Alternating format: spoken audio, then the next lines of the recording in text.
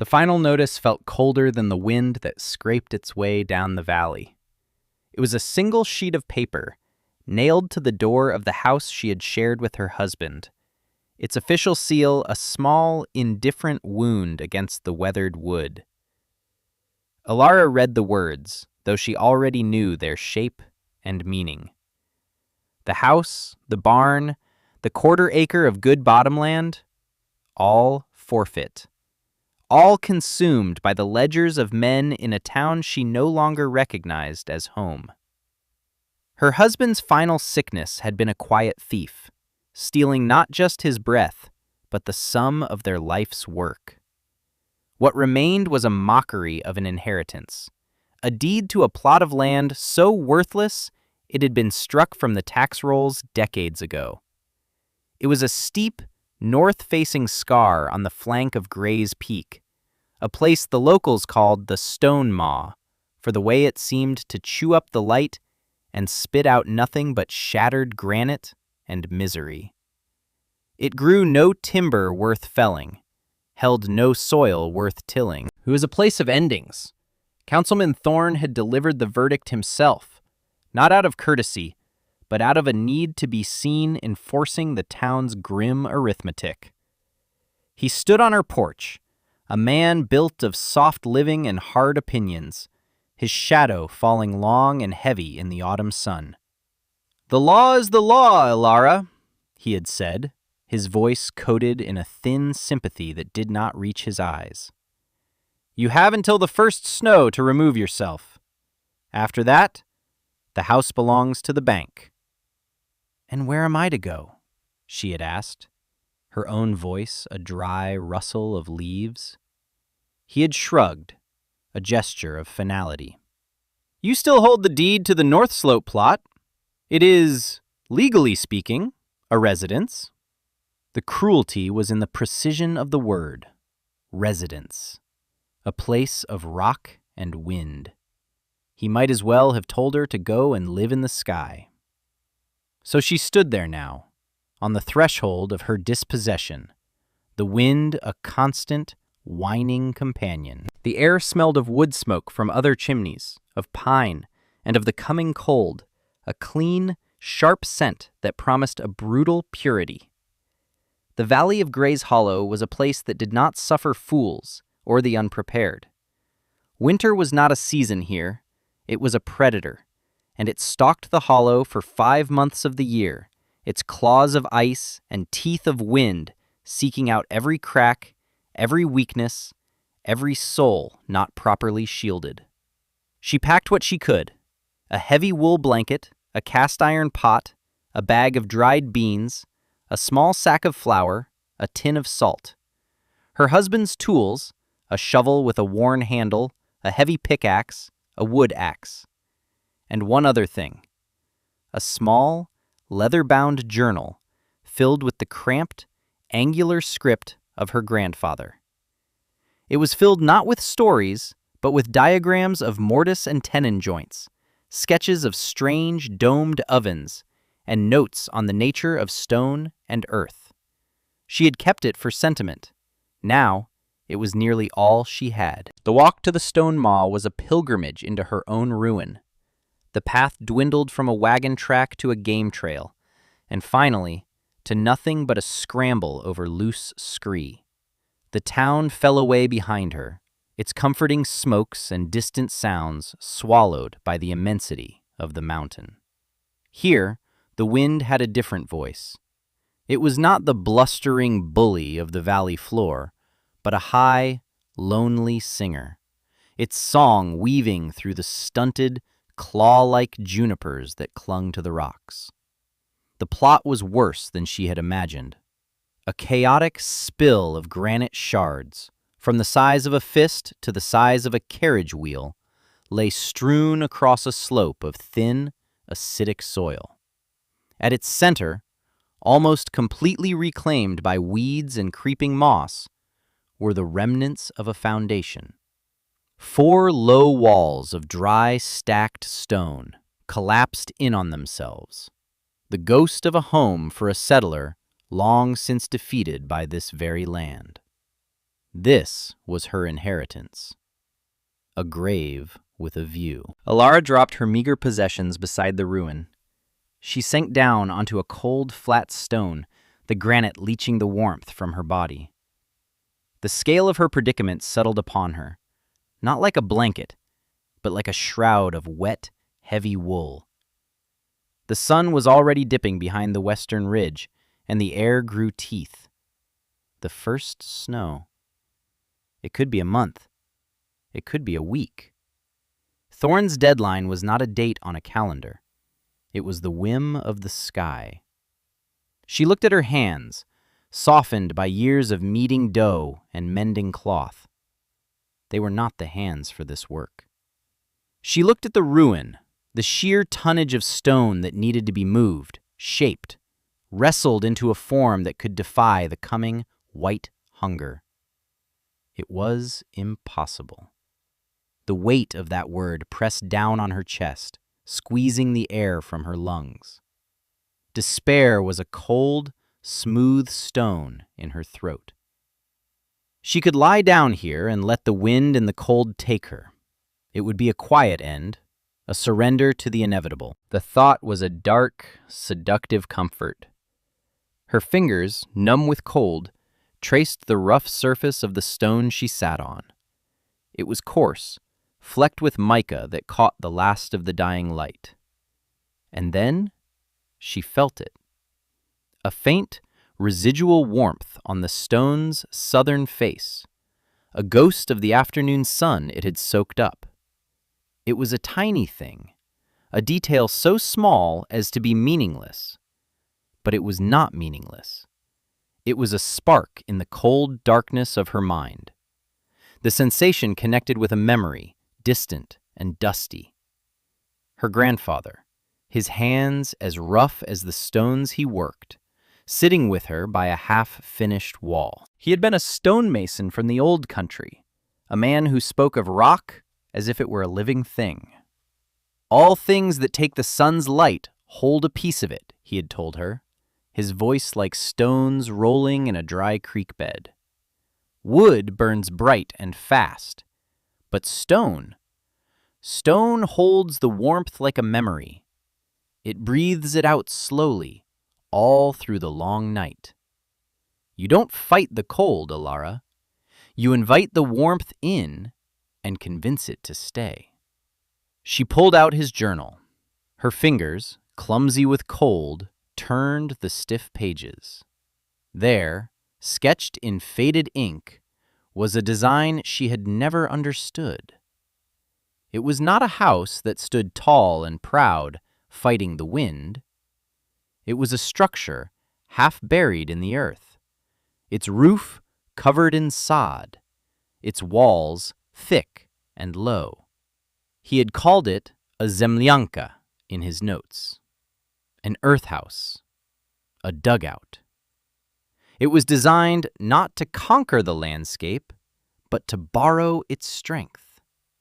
It used the earth itself as insulation, the stone as a thermal battery. It was a design for survival in a land that offered none.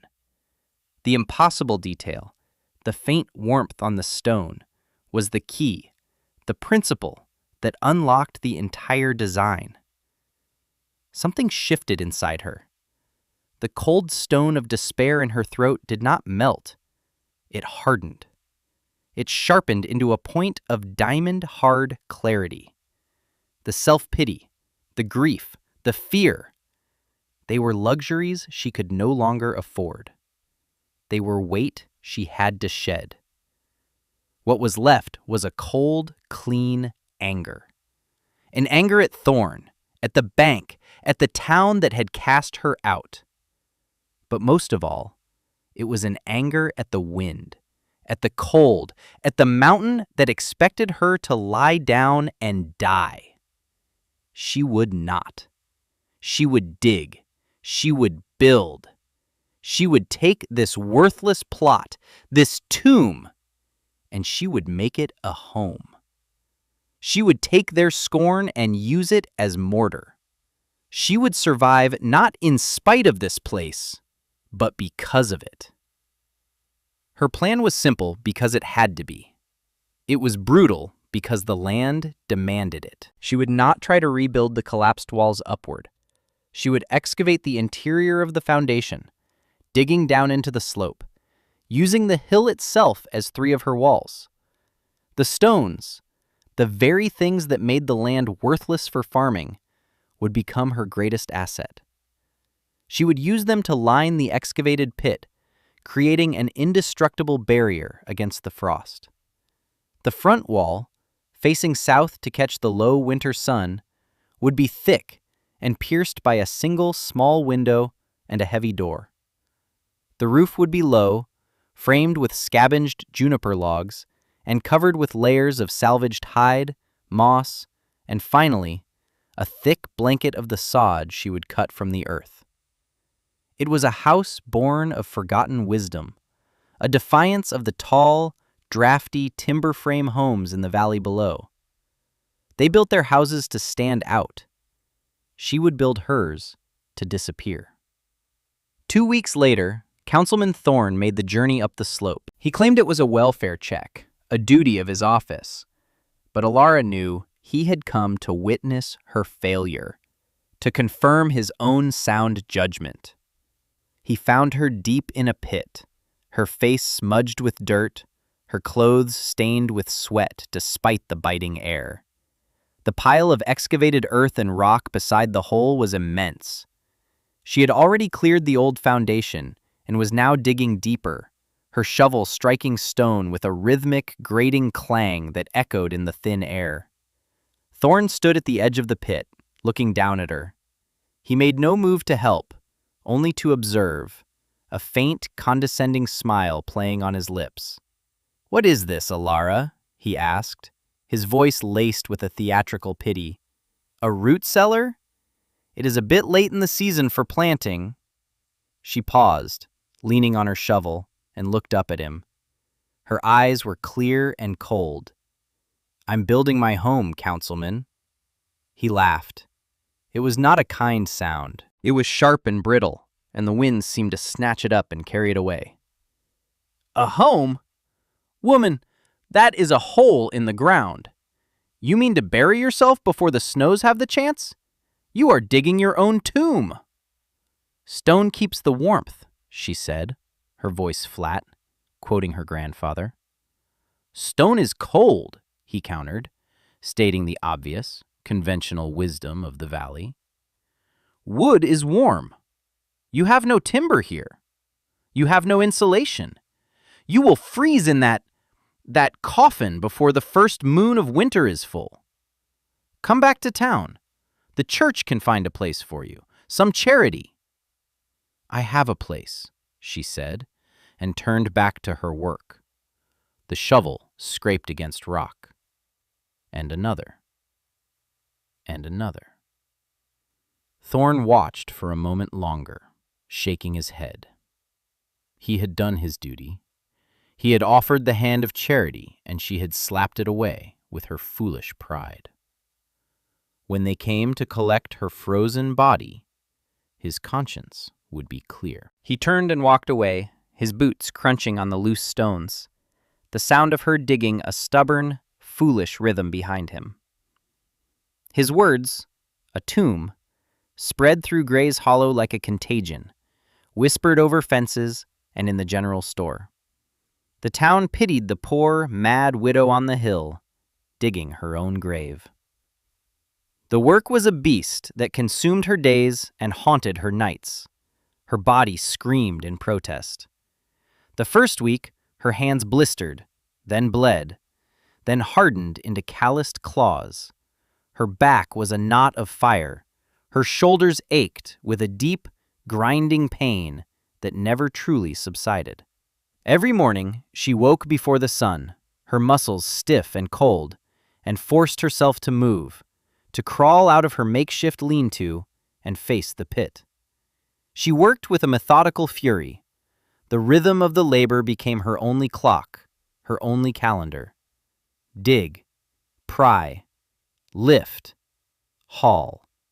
The sounds were her constant companions. The scrape of the shovel, the groan of a large stone being levered from the earth, her own ragged breathing in the cold, clear air. The physical toll was immense, but it had an unexpected effect. It scoured her mind clean. There was no room for grief or fear when every ounce of her being was focused on the next shovelful of dirt, the next stone to be placed. The work quieted the ghosts. As she dug, she began to see the land not as an adversary, but as a partner. She learned the grain of the granite, where to strike it to make it split clean. She learned the composition of the soil, the deep, dense clay that lay beneath the topsoil, which she set aside for later. She was not merely digging a hole, she was learning a language, the slow, silent grammar of the mountain. The pit deepened. 5 feet, 6, 7. She dug until the top of the pit was over her head. The hill itself formed the back and side walls. Now came the stonework. This was slower, more thoughtful labor. She sorted the stones she had excavated, choosing the flattest, most stable ones for the foundation of her interior walls. She had no mortar, but her grandfather's journal described the old way, a dry stack technique of interlocking stones, using their own weight and friction to create a wall of immense strength. She wrestled the stones into place, one by one. Each was a victory. Each one settled with a satisfying, solid thud, a note in the symphony of her survival. She was not just building a structure, she was building herself. Her body, once soft, grew lean and hard. The muscles in her arms and back became defined, cords of sinew forged in relentless labor. She felt a strength in herself she had never known, a deep, quiet power that came not from anger anymore, but from the simple, profound act of creation. One afternoon, as she was struggling to move a particularly large cornerstone, a shadow fell over her. She looked up to see Silas, the owner of the general store. He was a quiet man, with eyes that saw more than he spoke of. He had watched her from his wagon on the valley road, a tiny, determined figure toiling on the barren slope. He had heard the town's mockery, Thorne's pronouncements of her foolishness. But he saw something different. He saw not madness, but a purpose so intense it was almost terrifying. He did not offer platitudes or pity. He simply held out a length of thick rope and a block and tackle. "Might make it easier," he said, his voice gruff. Alara looked at the rope, then at his face. "I can't pay you for this." Silas grunted. "Put it on your account. Pay me when you can." He set the equipment down at the edge of the pit. "You'll need more than beans to get through this. I've set aside a sack of potatoes and some smoked bacon for you. Pick it up when you're next in town." It was the first crack in the wall of public disbelief. A small gesture, but it was more than charity. It was a vote of confidence. It was an acknowledgement that what she was doing might not be madness after all. A warmth spread through her chest that had nothing to do with the exertion of her work. She nodded, unable to speak past the lump in her throat. "Thank you, Silas." He just nodded back and left. The silence he left behind was different, less lonely. With the help of the block and tackle, the large cornerstone settled into place as if it were meant to be there. The walls rose. She filled the gaps between the inner stone lining and the earthen walls of the pit with loose gravel and sand for drainage, another detail from the journal. For the front wall, she built a double layer of stone, leaving a gap a foot wide between them, which she painstakingly filled with dry moss and packed pine needles, creating an insulated barrier against the wind. The roof was the final challenge. She felled the tough, gnarled junipers, the only wood the slope offered. Their twisted shapes made them useless for the straight-planked houses in the valley. but they were perfect for her low, sturdy roof beams. She laid them across the stone walls, weaving a tight lattice of smaller branches between them. Over this, she layered dried hides she had traded a mending job for, then a thick blanket of moss, and finally, the heavy squares of sod she had carefully cut and saved. The roof did not tower. It huddled, becoming part of the hill itself. Inside, the space was small, no bigger than a single room in her old house. But it was solid. The air was cool and still, smelling of damp earth, stone, and the faint scent of pine. It felt safe, protected. She built the stove last, in the center of the room. It was not a simple iron box that devoured wood and radiated heat in a wide, inefficient circle. It was her grandfather's masterpiece, a Russian stove, a labyrinth of brick-like stones and clay mortar. She used the clay she had set aside, mixing it with sand and water to form a thick, adhesive mud. The stove was a massive block of thermal masonry, designed to be fired hot for a short period, its intricate channels capturing the heat from the smoke and transferring it to the stone mass, which would then radiate a gentle, even warmth for the rest of the day. As she laid the final stone on the chimney, she felt the first snowflake land on her cheek. It was cold and wet, a tiny, perfect star. It was not a threat. It was a promise. She was ready. What would you do in her place? Faced with the scorn of an entire community and the unforgiving power of nature, would you trust the forgotten wisdom of the past? Or would you yield to the seemingly sensible advice of the present? Would you have the strength to dig, to haul, to build, fueled by nothing more than a memory and a stubborn refusal to be broken? The snow began as a gentle dusting, a painter's soft touch on the gray canvas of the landscape. Within hours, it was a flurry. By nightfall, it was a gale. The wind, which had been a constant companion, became a shrieking demon. It clawed at the valley, tearing at the proud, tall houses of Gray's Hollow.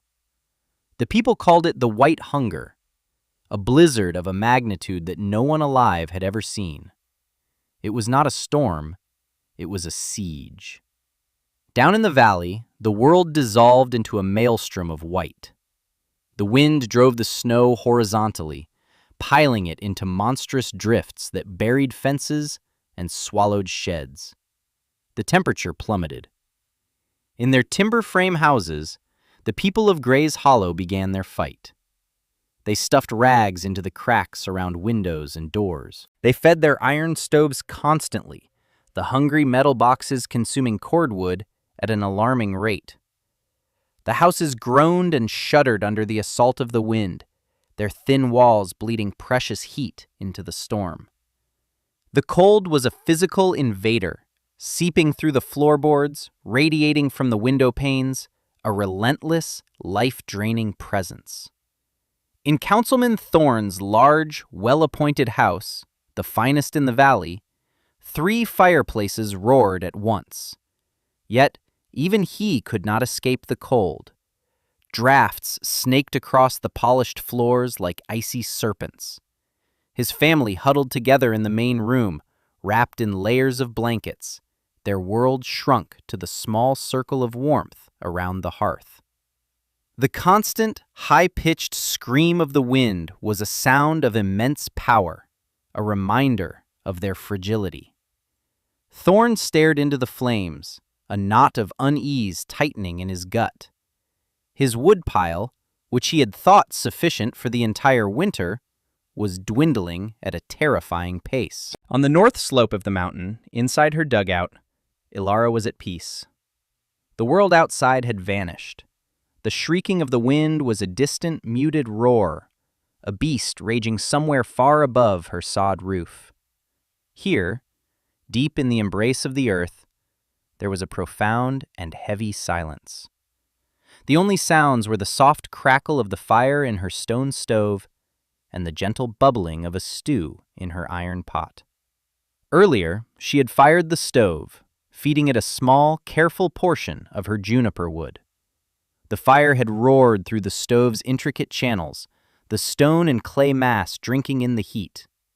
Now, hours later, the fire was a bed of glowing embers, but the stove itself radiated a steady, gentle warmth that filled the small space. It was not a dry, scorching heat that made the air thin and sharp.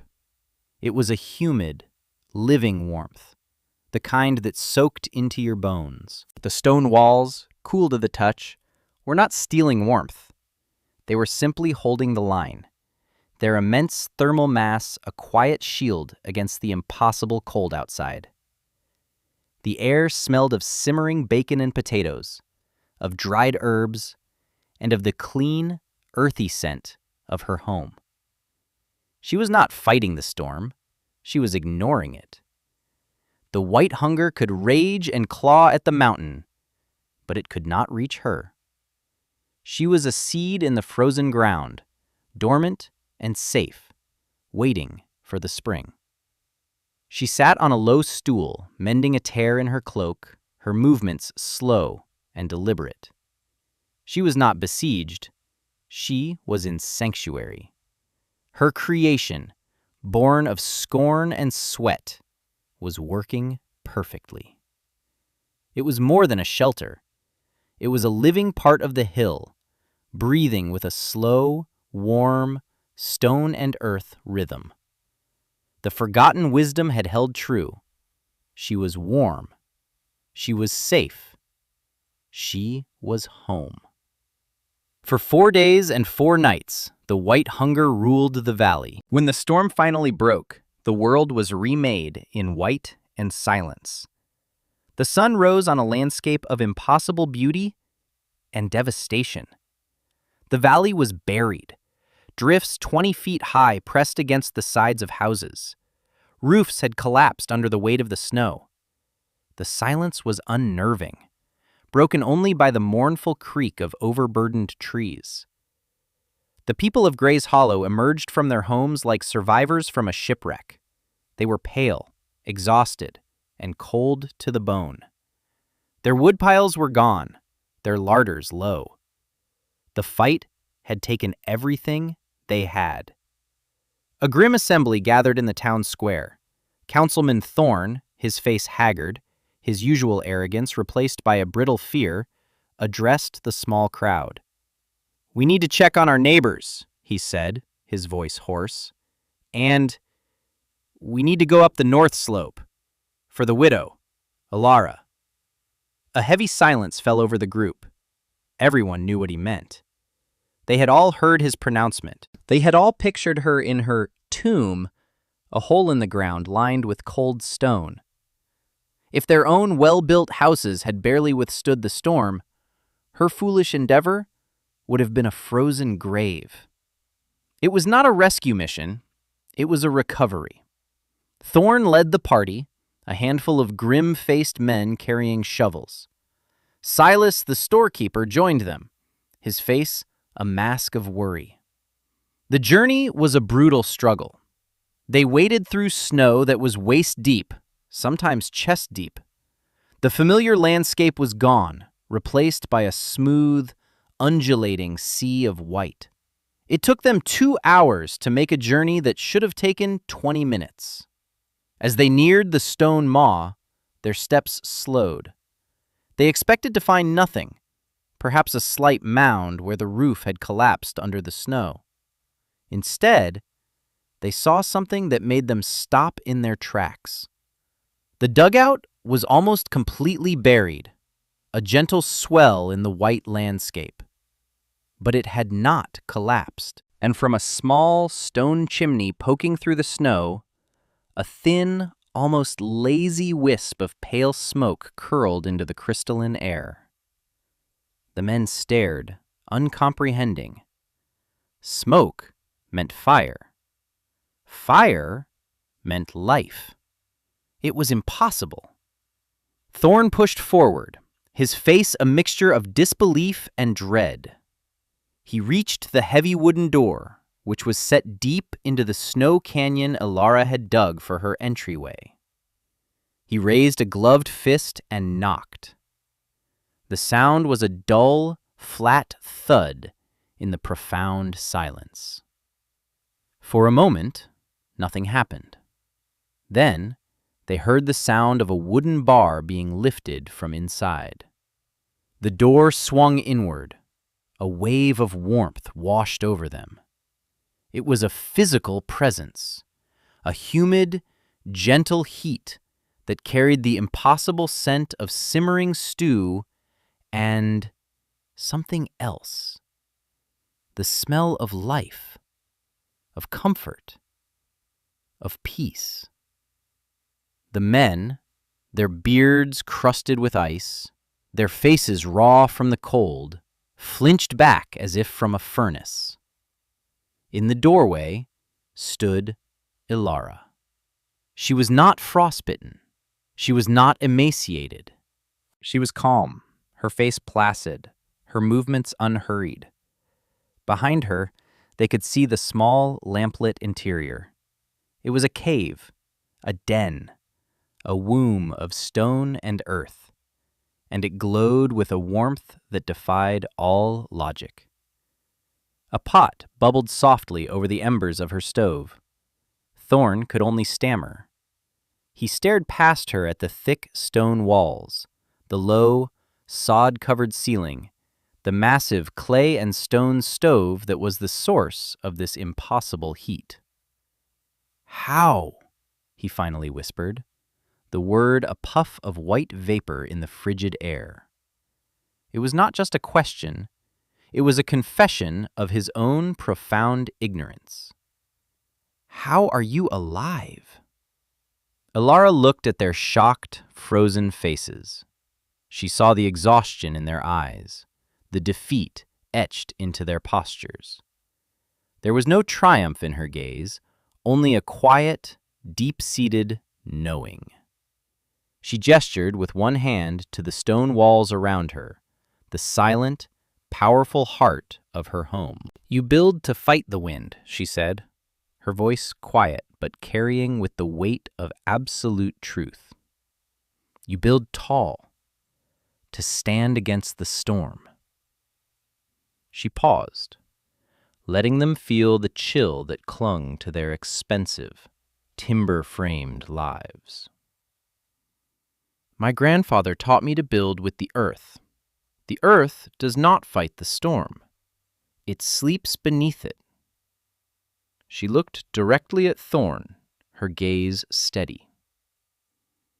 "It is not about how much heat you make," she said, delivering the final, simple lesson. "It is about how much you keep." The words hung in the air, simple and devastating. In that moment, Thorn's authority, built on conventional wisdom and a loud confidence in modern ways, crumbled into dust. The men behind him looked from their shivering councilman to the quiet woman in her warm, earthen home, and they understood. They had all been fighting the winter, burning through their lives to keep it at bay. Ilara had simply closed her door and let it pass. His fine house had been a sieve, bleeding warmth and resources. Her tomb was a sanctuary, hoarding life itself. The humiliation was a fire that burned hotter than any hearth. Thorn had no answer. He had mocked her, pitied her, and sentenced her to death with his certainty. And he had been wrong. Utterly, completely, and publicly wrong. He turned without another word and began the long, cold walk back to the valley, his own pronouncements of folly now a bitter chorus in his mind. He was no longer a leader. He was a cautionary tale. In the weeks that followed, the story of the widow's dugout spread through the hollow and into the surrounding territories. It became a legend whispered by firesides, a story of defiance and forgotten knowledge. But for the people of Gray's Hollow, it was more than a story. It was a lesson, paid for in frozen livestock and depleted woodpiles. They started coming to her, not with pity, but with a new and profound respect. They came in ones and twos, humbled and curious. They brought gifts, a side of bacon, a sack of winter wheat, a bolt of wool cloth. And they asked questions. "How did you build the stove?" a young farmer asked, his own family having shivered for 4 days straight. "How did you insulate the roof?" asked a mother, whose child had coughed through the entire storm. Alara shared her knowledge freely. She took them inside, showed them the interlocking stones, the moss-packed front wall, the intricate flue system of the stove. She opened her grandfather's journal, its pages now worn soft with use, and explained the principles of thermal mass and earthen insulation. She taught them not just how to build, but how to see the value in the discarded stones, the strength in the low and humble juniper, the wisdom of working with the land instead of against it. That next summer, a change came over Gray's Hollow. The sound of shovels scraping against stone echoed in the valley. Several families began digging, not for new houses, but to improve the ones they had. They built thick stone foundations under their homes, creating deep, insulated cellars. They banked earth against their north walls, creating a barrier against the prevailing winter wind. A few of the more adventurous families, on the poorer plots at the edge of the valley, began digging their own dugouts, their own zemlyankas, following the principles Alara had taught them. Years passed. The valley of Gray's Hollow was transformed. It was still a place of hard winters, of deep snow and biting wind, but it was no longer a place of fear. The people had learned to live with the cold, to respect its power, and to use the earth's own strength as their shield. Their homes became more resilient, their lives more secure. They burned less wood, lived more warmly, and faced the white hunger not as terrified victims, but as prepared and knowing survivors. Alara lived to be a very old woman. She never left her dugout on the north slope. It became a landmark, a testament to the quiet strength that resides in overlooked places and forgotten ideas. She became the valley's elder, its quiet matriarch, a repository of wisdom sought out by generations. She lived a life of profound peace and quiet dignity, surrounded by a community she had, in her own quiet way, saved from itself. Her legacy was not written in any book or carved on any monument. It was written in the stone walls of her neighbors, in the wisp of smoke from an efficient chimney, and in the enduring warmth of a home that knew how to keep what was precious. Her story served as a timeless reminder. It proved that the greatest wisdom is often buried, mistaken for rubble by those who are in a hurry to build things that are new and tall. It showed that true strength is not found in standing defiantly against the storm, but in finding the deep, quiet center where the storm cannot reach. It is not about the noise of the battle, but about the profound silence of survival and the simple, enduring warmth you learn to keep for yourself.